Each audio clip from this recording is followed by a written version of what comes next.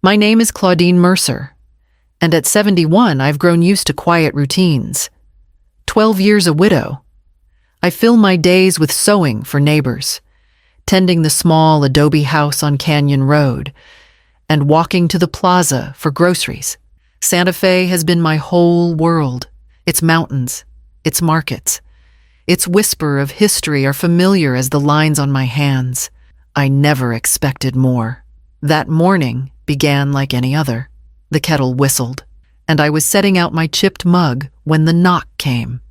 Ethan, my only son, walked in with Karina behind him, her hair shining like she'd stepped out of a magazine. He looked unusually nervous, his hand tucked into his jacket pocket.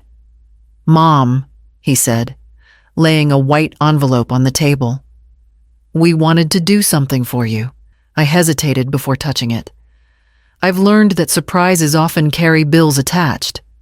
Still, I slid the paper free. My breath caught. Airline tickets. Madrid. Spain. For a moment, the words blurred. I had never been farther than Denver. "I don't understand," I whispered. Karina smiled, resting her manicured hand over mine. "You've given your life for us. It's time you see something of the world." I thought of the years bent over machines, the late nights mending clothes for neighbors just to keep Ethan in school. The house payments made dollar by dollar after my husband died. A trip across the ocean belonged to other people's lives, not mine, but the cost. "It's covered," Ethan interrupted quickly. "Consider it a gift. We'll go together." 1 week in Madrid, I wanted to believe him. Wanted to believe them both. Their faces glowed with insistence, and for the first time in years I felt the heat of anticipation rush through me like I was a girl again. I touched the blue ink of my name printed on the boarding pass, half expecting it to fade. That night, after they left, I walked through the rooms of my little house, brushing my fingers over the Singer sewing machine, the worn armchair where Ethan once curled as a boy, the framed photo of my husband in his work overalls. I whispered to him, as if he could hear, "Can you believe it? Raphael, our son is taking me to Spain." I tucked the envelope beneath my pillow before lying down. Sleep would not come. My heart beat too fast, tangled with a joy I barely trusted. And when dawn lit the adobe walls, I knew nothing in my life would ever be quite the same again. The second morning in Madrid, I woke with a start. The apartment was too still. No clatter of dishes or hushed voices from the other room. I thought perhaps Ethan and Karina had slipped out early for bread or coffee. Pulling on my sweater, I padded into the narrow hallway. The main room felt hollow. Suitcases that had lined the wall the night before were gone. Ethan's leather jacket, which he always draped over a chair, had vanished. The air no longer carried Karina's perfume. My throat tightened. On the small kitchen table, beside a half-empty glass of water, lay a folded sheet of paper, my name, written in Ethan's slanted hand, stared back at me. My fingers trembled as I opened it. "Mom, forgive us, but this is the best for everyone. You've lived your life. Let us live ours. Don't look for us. It's final." The words blurred, then burned into me like fire. My knees buckled, and I slid into the chair. I tried to breathe, but my chest felt hollow, scraped clean. My son, the child I had carried through fever and hunger, the boy I'd sewn clothes for when I could barely afford fabric, had left me here like forgotten baggage. I pushed back the chair and stumbled to the bedroom. My small travel bag sat by the bed, untouched. Inside were my 3 dresses, a rosary, and my purse. I opened it, counting quickly. 2 $20 bills and a few coins in euros from the airport. That was all. Through the thin curtains, the city outside pulsed with life cars honking, vendors calling, footsteps echoing on stone streets. None of it reached me. I pressed the note against my chest. As if holding it could make it untrue, I whispered Ethan's name, once. Then again. No answer came. Only the echo of silence. Vast and merciless. The hours after finding the note blurred into a haze. I left the apartment clutching my purse as if it held more than a few crumpled bills. Madrid's streets spilled out in every direction. Narrow alleys opening into wide boulevards where strangers hurried with purpose. Their voices, sharp and quick, tangled in a language I knew but couldn't follow fast enough. I asked a woman at a newspaper stand. "Excuse me. The Mexican consulate Carrera de San Jeronimo." She glanced once at my worn clothes, then turned back to her papers. Another man, walking a terrier, frowned as if I'd spoken nonsense and hurried on. Each attempt left me smaller, until my words felt like pebbles dropping into an endless well. By midday, the sun pressed hot against my back, my shoes, the sensible flats I'd brought from Santa Fe, rubbed raw at my heels. Each step scraped skin until I felt the sting of blisters breaking. My throat was dry, lips split at the corners. I had counted my coins, not enough for more than a bottle of water. And even that felt like a risk.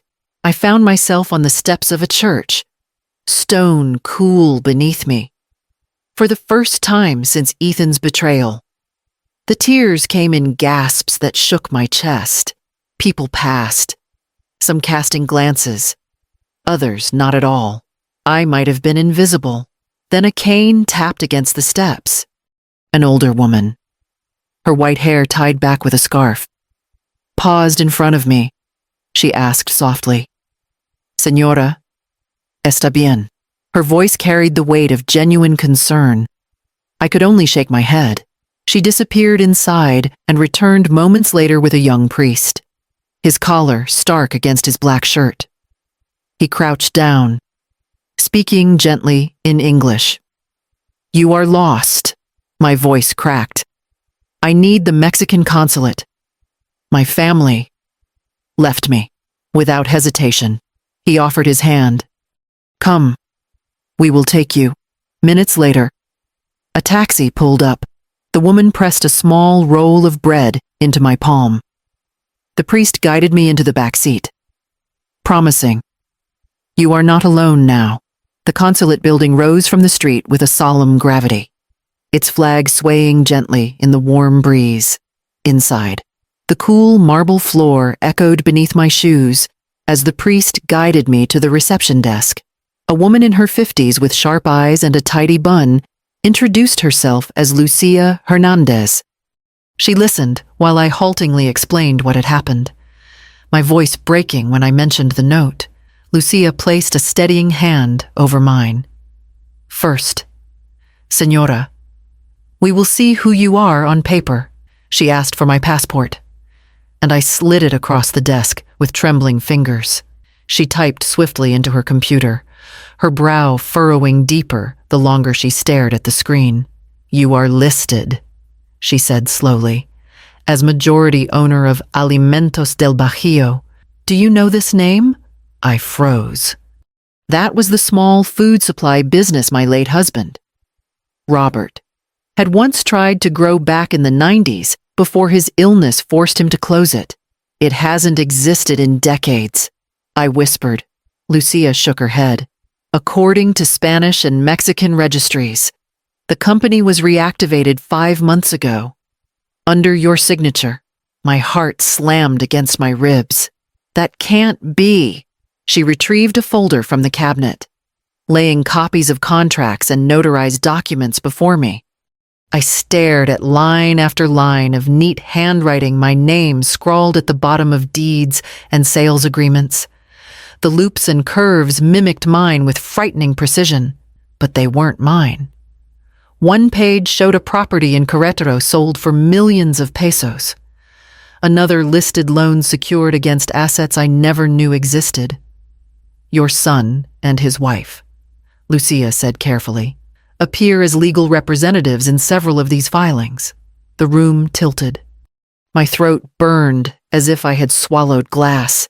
I had once trusted Ethan with the grocery money when he was 12, proud of his responsibility. Now those same hands had traced my name onto papers that stripped me bare. Lucia's voice was firm. Senora Mercer, this is fraud, and it is serious, but you are not powerless. For the first time since Madrid's streets swallowed me whole, I felt the weight of a different fear settle in, the fear of learning just how long my own child had been preparing to erase me. Lucia did not leave me to face the storm alone. She brought in a consulate attorney, Senor Valdez, a quiet man with silver hair and an air of gravity that made me sit straighter. He listened to my story without interruption, then slid his phone across the desk. "Call him," he said. Better to hear his words while we're present. My hand shook as I dialed Ethan's number, but when his voice came through the speaker, something inside me steadied. "Mom," he answered, breathless, as if he'd been expecting the call. "Ethan," I said, my tone flat. "I'm at the Mexican consulate in Madrid." A pause, then a sigh. "Look, Mom, things got complicated. We were under so much pressure, debts, deadlines you don't understand. We needed a way out." Karina's voice piped up in the background, sharp and hurried. "We only borrowed. Claudine, it was temporary. We were going to put it back." I stared at the forged papers spread across the desk. My name, my signature, used like currency. "Borrowed," I repeated. "You sold land I never knew I owned. You mortgaged properties under my name. You left me in a foreign country without food or money. That is not borrowing." "Mom, please," Ethan begged, his voice cracking. We thought you'd be safe there, that you'd be cared for." The lawyer lifted a finger, reminding me silently of the purpose of this call. I drew in a breath. And when I spoke, my words were steel. "I've filed charges. Fraud, forgery, abandonment. The law knows now. There's no undoing it." On the other end, silence stretched long enough that I heard only the faint hum of the line. Then Ethan whispered, "You'd do this to your own son." I pressed my palm against the table to keep it steady. "No, Ethan, you did this to yourself." I ended the call before his reply could come, my thumb firm on the button for the first time in my life. I chose not to cushion him from the consequences. For the first time, I chose myself. When the plane descended over the Sangre de Cristo mountains, I pressed my forehead to the window. The desert light looked sharper than I remembered, as though the land itself had been holding its breath while I was gone. A month had passed since the morning I found the note in Madrid. It felt both like yesterday and like another lifetime. At the arrivals gate, a familiar figure stood waiting. Licenciado Mendoza, the New Mexico attorney recommended by the consulate, tall, neat in his navy suit. He carried a leather folder tucked under his arm. When he saw me, he extended his hand. "Senora Mercer, welcome home." He guided me to a quiet bench before opening the folder. "The injunctions have held. Accounts are frozen.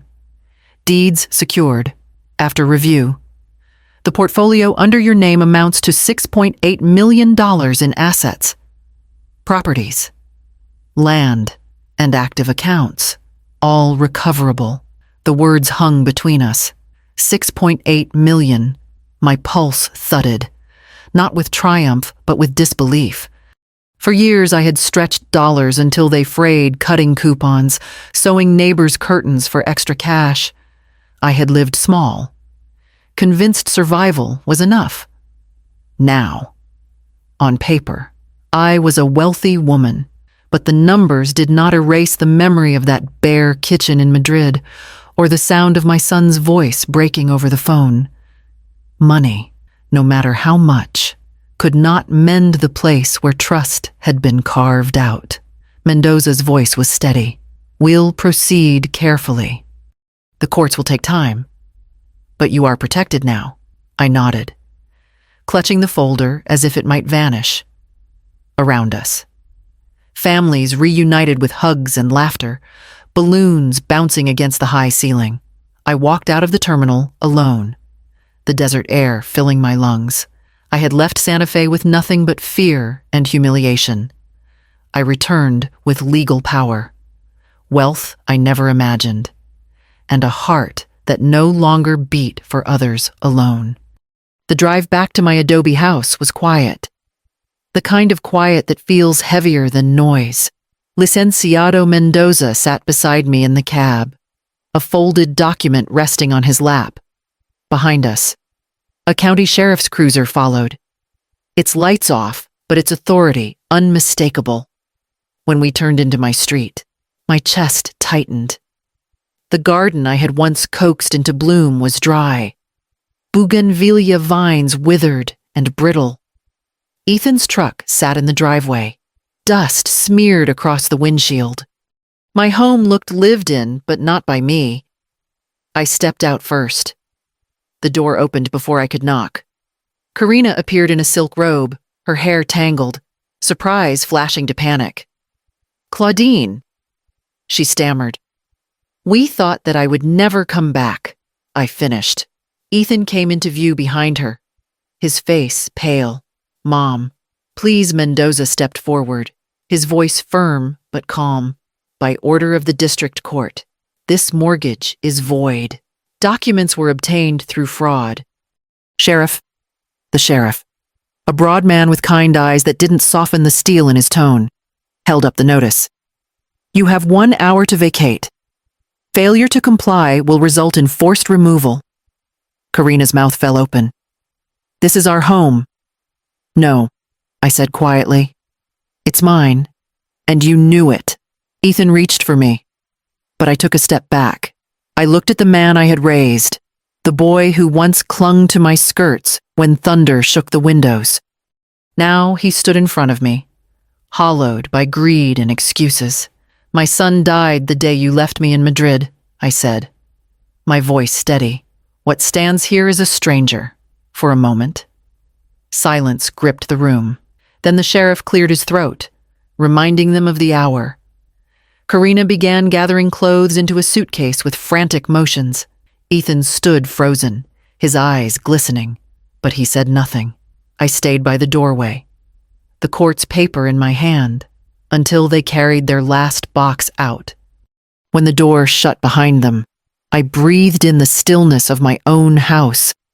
It smelled of dust and betrayal, but it was mine again that evening. When the sheriff's car had gone and the silence settled back over the adobe walls, I realized how empty the pantry was. The shelves held only stale cereal, half a jar of peanut butter, and an open box of crackers. Karina and Ethan had eaten here as if it were theirs, but they had left nothing that belonged to me. I walked to the market on Agua Fria Street. The neon hum of the store lights felt oddly welcoming, a reminder that I was back in my own city, free to choose what went into my basket. I moved slowly through the aisles, savoring the small power of decision. Fresh vegetables, zucchini, peppers, onions, a cut of beef I would have once considered too expensive, a loaf of crusty bread, a bar of dark chocolate. At the wine section, I reached for a bottle of red from a New Mexico vineyard, smiling at the idea of drinking it all by myself back home. I laid everything out on the counter. The sizzle of onions in the pan filled the house, pushing out the stale smell of disuse. I seasoned the meat carefully, poured olive oil with a steady hand, set the table with my best plate, a cloth napkin, and the crystal glass I had been saving for guests who never came. Tonight it was for me. When the food was ready, I placed the plate in the center of the table and poured a generous glass of wine. I sat down, alone, and let the moment expand. For decades, I had cooked meals with someone else in mind, my husband, my son, even the neighbors I invited when I couldn't bear the quiet. Now, for the first time. This meal was mine and mine alone. I lifted the glass, the wine catching the lamplight, and whispered to the empty room. Respect, not sacrifice, is the price of love. The words didn't sting. They settled like truth. I took a bite, the flavors sharp and rich, and felt the first taste of freedom coat my tongue. Months passed, and the routines of my new life took shape. Court hearings dragged on, bank accounts were audited, and titles transferred. But slowly, the chaos turned into order, with Mendoza's guidance. The estate my husband once tried to build and Ethan nearly destroyed was secured under my name, but wealth alone did not quiet the ache. Some nights, I woke still hearing Ethan's voice on the phone. That stunned disbelief when I told him I'd filed charges. Other nights, I dreamed of Madrid's streets, the way strangers averted their eyes as if I were invisible. Those memories pressed me toward something more than comfort. One afternoon, walking past an old boarding house near the edge of Santa Fe's historic district, I noticed a for sale sign. The adobe walls sagged, and weeds tangled in the yard, but something in me stirred. I saw more than decay. I saw possibility. 3 months later, the building stood renewed. Plastered walls glowed pale gold in the sun, and wooden vigas stretched proudly across the ceilings again. We named it the House of Dignity. It became a place where women like me, mothers left behind, widows swindled out of pensions, grandmothers cast aside, could come not as burdens but as neighbors. There were 10 small rooms, each painted a different color, and a shared kitchen where laughter soon replaced silence. Twice a week. Volunteers led workshops budgeting, sewing, even yoga. I led one myself, teaching how to mend clothes not just for necessity, but for beauty. I remember the first night everyone gathered around the long table. There was Rosa, who had lost her house when her son forged her checks. Margaret, whose daughter had vanished with her savings, and others whose stories echoed my own. Their faces carried exhaustion, but also the fragile spark of relief. As I poured coffee and passed the bread basket, I realized healing had crept into my own bones, not from money, but from seeing pain shared and lessened. My worth no longer needed proof. It was alive in the women who looked back at me across that table. The late sun stretched long ribbons of gold across the courtyard of the House of Dignity. I sat outside with a glass of red wine, watching the women prepare supper in the shared kitchen. Their voices drifted through the open windows. Laughter, clattering pans, the kind of sounds that once made me ache with loneliness. Now they carried no sting. They felt like belonging. The mountains beyond Santa Fe glowed a deep rose, the Sangre de Cristo range catching fire in the last light. I lifted my phone to capture the view, but before I could, the screen lit with a message. Mom, I'm proud of you. For a moment, my breath caught. The sender's name, Ethan. My hands went cold against the glass. After everything. After the courts and the accusations and the silence. He had found the words to reach me. I stared at the message until the colors of the sky bled into dusk. Memories crowded close the boy who used to run to me after school.